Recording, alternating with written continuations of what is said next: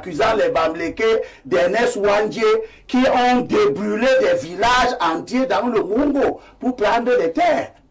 Et ça ne se passe pas avant les indépendances. Ça se passe entre 60 et 71 quand on arrête Ernest Ouandjé, qui est un bandit, un grand bandit. Comment ça? Il ne faisait pas de la politique. Le Cameroun était déjà indépendant.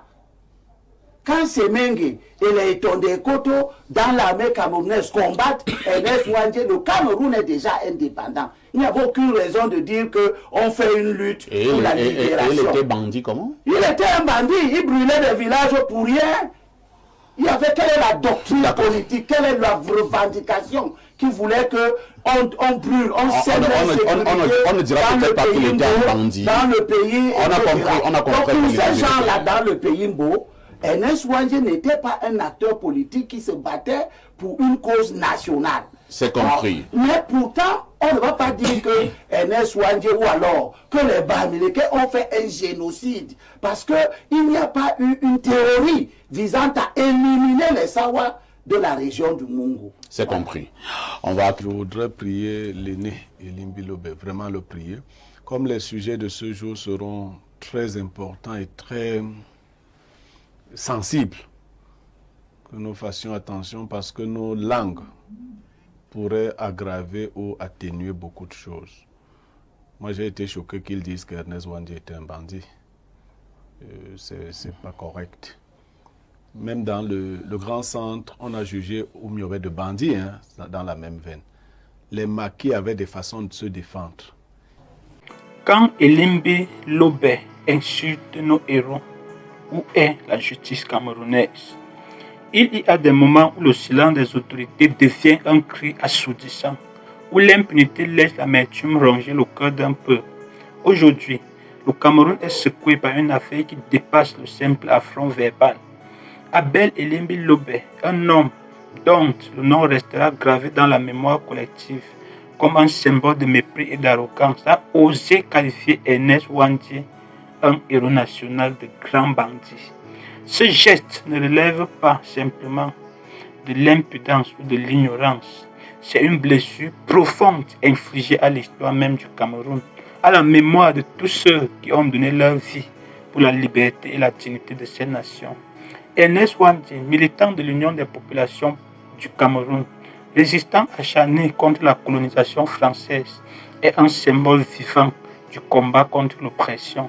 Pourtant, malgré la gravité extrême de ses propos, malgré l'offense faite à toute une nation, Elimbi Lobé continue de vaquer librement à ses occupations sans être interpellé par les autorités compétentes du Cameroun.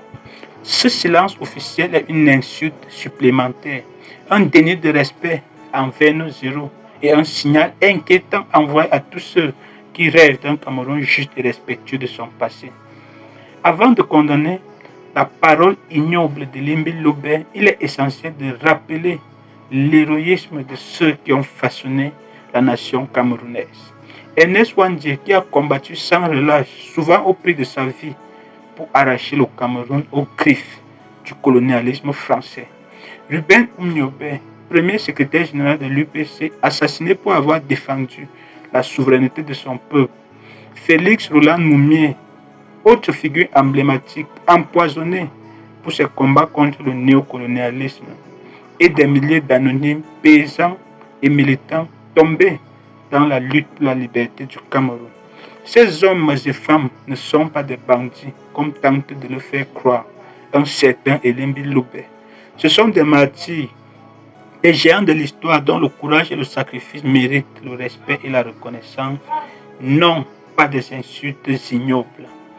L'impunité d'Elimbi Lobé montre une incompréhension à l'échelle mondiale. Comment comprendre? On peut se demander comment, dans un pays où la justice se veut ferme, un homme peut s'en tirer après avoir publiquement profané la mémoire d'un héros national. Pour mieux comprendre, prenons quelques exemples à l'échelle internationale, c'est-à-dire au-delà même des frontières du Cameroun. En France, imaginez qu'un citoyen français tienne des propos insultants à l'égard du général de Gaulle. Il serait immédiatement poursuivi pour outrage à la mémoire nationale et l'indignation publique serait massif.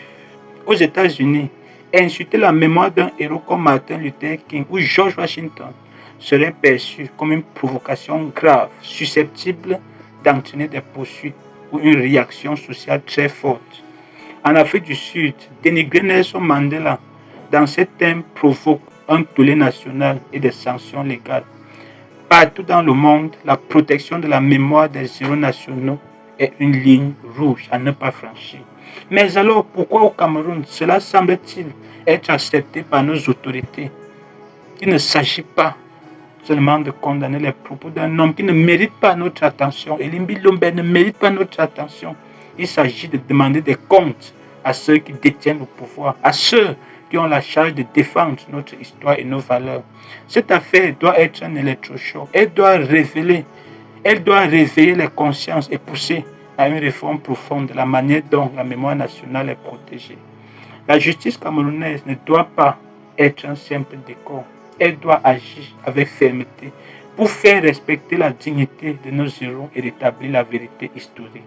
Parce que tolérer l'impunité face à la diffamation, c'est laisser s'installer la dérision et la haine. Le cas Elimbi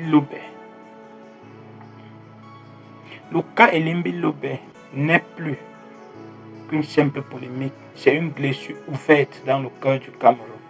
Tant que la justice ne fera pas son travail, tant que les autorités fermeront les yeux sur de telles provocations, notre pays restera vulnérable aux attaques contre son identité et son histoire. Que chacun prenne conscience que défendre nos héros, c'est défendre le Cameroun tout entier. Et qu'en face de la bêtise et de l'irrespect, la fermeté doit être la seule réponse. Elimbi Lombe dans la poubelle de l'histoire.